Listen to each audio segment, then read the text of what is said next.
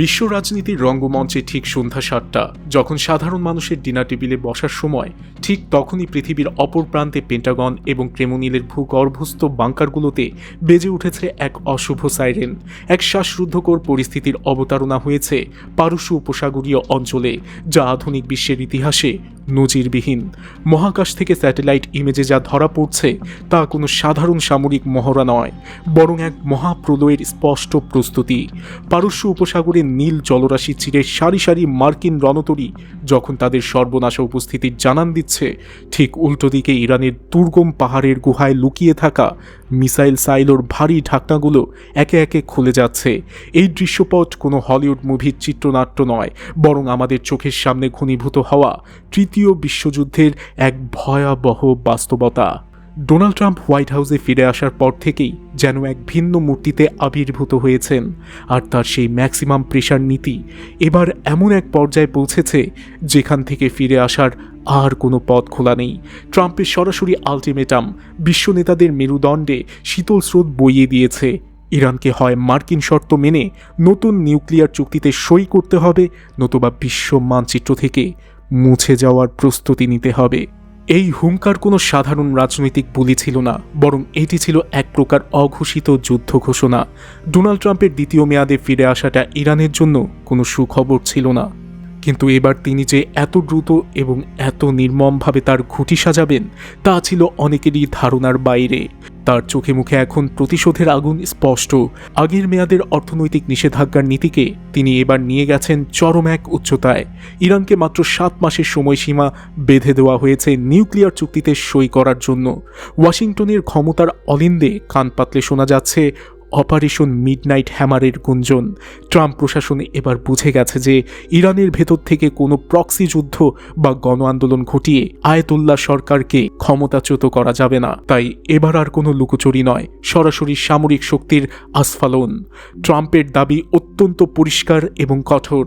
ইরানকে তাদের ballistic missile programme পুরোপুরি বন্ধ করতে হবে এবং মধ্যপ্রাচ্য জুড়ে তাদের যে বিশাল প্রক্সি নেটওয়ার্ক রয়েছে সেখান থেকে হাত গুটিয়ে নিতে হবে। এটি কোনো আলোচনার প্রস্তাব নয়, বরং এটি একটি নিঃশর্ত আত্মসমর্পণের দলিলে সই করার নির্দেশ। কিন্তু ইরান আর সেই পুরনো ইরান নেই। তারা যুদ্ধের ময়দানটাই বদলে দিয়েছে। তারা সাজিয়েছে অ্যাসিমেট্রিক ওয়ারফেয়ার বা অসম যুদ্ধের এক নিখুঁত ছক। আর এখানেই পেন্টাগনের জেনারেলদের কপালে চিন্তার ভাঁজ পড়ার আসল কারণ লুকিয়ে আছে। তাদের ভয়ের কারণ কোনো পারমাণবিক বোমা নয়, বরং ইরানের তৈরি অত্যাধুনিক ড্রোন সোয়ার্মিং টেকনোলজি। ইরান এমন সব ড্রোন প্রযুক্তি উদ্ভাবন করেছে যা কৃত্রিম বুদ্ধিমত্তা বা এআই ব্যবহার করে মৌমাছির ঝাঁকের মতো একসাথে হাজার হাজার আক্রমণ শানাতে পারে। একবার ভাবুন তো, একসাথে যদি 200 বা তার বেশি আত্মঘাতী ড্রোন কোনো মার্কিন এয়ারক্রাফট ক্যারিয়ারের দিকে ধেয়ে আসে, তবে পৃথিবীর কোনো রাডার সিস্টেমের পক্ষে প্রতিটি ড্রোনকে আলাদাভাবে শনাক্ত করে ধ্বংস করা গাণিতিকভাবে অসম্ভব। একটি আমেরিকান প্যাট্রিয়ট মিসাইল ইন্টারসেপ্টরের দাম যেখানে কয়েক মিলিয়ন ডলার, সেখানে ইরানের একটি ড্রোনের উৎপাদন খরচ হয়তো একটি সাধারণ মোটরসাইকেলের চেয়েও কম। এই লো কস্ট হাই ইম্প্যাক্ট প্রযুক্তি দিয়ে ইরান প্রমাণ করে দিয়েছে যে তারা স্রেফ সস্তায় আমেরিকার কোটি কোটি ডলারের সম্পদ সাগরের বুকে ধ্বংস করতে সক্ষম। এর চেয়েও ভয়াবহ বিষয়টি হলো হরমুজ প্রণালীকে কেন্দ্র করে ইরানের রণকৌশল। তেহরান খুব ঠান্ডা মাথায় যুক্তরাষ্ট্রকে ধ্বংসের এক মাস্টার প্ল্যান তৈরি করেছে। সারা বিশ্বের 20-25% খনিজ তেল পারস্য উপসাগরের এই সংকীর্ণ জলপথ দিয়েই পরিবাহিত হয়। IRGC বা ইরানের রেভলিউশনারি গার্ডের কমান্ডাররা খুব পরিষ্কার ভাষায় জানিয়ে দিয়েছেন, আমাদের তেল যদি বাজারে না যেতে পারে তবে বিশ্বের আর কারোর তেলই এই পথ দিয়ে যাবে না। ইরান এই প্রণালীর তলদেশে পেতে রেখেছে হাজার হাজার স্মার্ট মাইন এবং এমন কিছু ড্রোন ও স্পিডবোট তারা প্রস্তুত রেখেছে যা রাডারে সহজে ধরা পড়ে না। ইরান আসলে বিশ্ব অর্থনীতিকে একটি সুসাইড ভেস্ট পরিয়ে দিয়েছে। যদি ট্রাম্প একটি মিসাইলও তেহরানের দিকে ছোড়েন, তবে ইরান মুহূর্তের মধ্যে হরমুজ প্রণালী বন্ধ করে দেবে। এর ফলাফল হবে কল্পনাতীত। এক রাতের মধ্যে বিশ্ববাজারে তেলের দাম ব্যারেল প্রতি $100 ছাড়িয়ে $300 পৌঁছে যেতে পারে। এর প্রভাব শুধু তেলের পাম্পে সীমাবদ্ধ থাকবে না, বরং আমেরিকার সাধারণ মানুষ যারা সস্তায় গ্যাসোলিন পাওয়ার আশায় ট্রাম্পকে ভোট দিয়েছিল, তারাই তখন ট্রাম্পের বিরুদ্ধে রাস্তায় নেমে আসবে।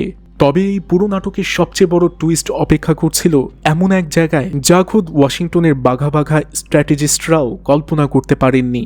ন্যাটোর অন্যতম শক্তিশালী সদস্য এবং যুক্তরাষ্ট্রের দীর্ঘদিনের মিত্র তুরস্ক ঠিক এই ক্রান্তিলগ্নে এসে যে ভূমিকা পালন করল তাকে সোজা বাংলায় পিঠে ছুরি মারা ছাড়া আর কিছুই বলা যায় না।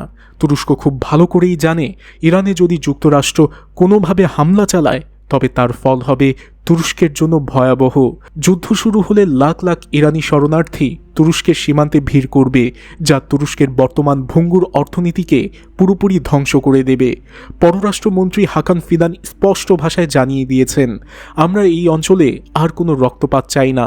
এটি ট্রাম্পের গালে এক বিশাল চর, কারণ তুরস্কের ইনসারলিক বিমান ঘাঁটি বা তাদের আকাশসীমা ব্যবহার করতে না পারলে পেন্টাগনের জন্য ইরানের উত্তরে কোনো বড় ধরনের অপারেশন চালানো প্রায় অসম্ভব হয়ে পড়বে।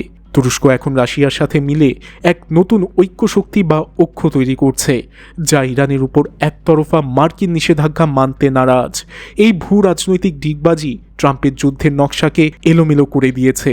ট্রাম্পের গ্র্যান্ড প্ল্যানে আরও একটি মরণফাঁদ পেতে রেখেছে এশীয় ড্রাগন চীন। ওয়াশিংটন যখন ইরানকে বিশ্ববাজার থেকে বিচ্ছিন্ন করার সর্বাত্মক চেষ্টা করছে, তখন বেইজিংয়ের ডিজিটাল স্ক্রিনগুলোতে চলছে সম্পূর্ণ ভিন্ন এক খেলা। চীন কেবল ইরানের তেলের প্রধান ক্রেতাই নয়, বরং তারা ইরানের সাথে 25 বছরের এক বিশাল স্ট্র্যাটেজিক চুক্তিতে আবদ্ধ। ট্রাম্পের আক্রমণের অর্থ হল চীনের জ্বালানি নিরাপত্তার উপর সরাসরি আঘাত, যা বেইজিং কোনোভাবেই মেনে নেবে না। চীন যদি তাদের ডিজিটাল ইউয়ান বা নিজস্ব পেমেন্ট সিস্টেম ব্যবহার করে ইরানকে ডলারের বিকল্প কোনো পথ করে দেয়, তবে ট্রাম্পের অর্থনৈতিক নিষেধাজ্ঞা সের্ফ একটি কাগজের টুকরোয় পরিণত হবে। চীন হয়তো সরাসরি রণতরী নিয়ে যুদ্ধে নামবে না, কিন্তু তারা ইরানকে এমন সব নজরদারি প্রযুক্তি, স্যাটেলাইট ডেটা এবং সাইবার সাপোর্ট দিচ্ছে যা মার্কিন যোগাযোগ ব্যবস্থাকে অচল করে দিতে পারে। সব মিলিয়ে পেন্টাগন এখন মরিয়া হয়ে উঠেছে।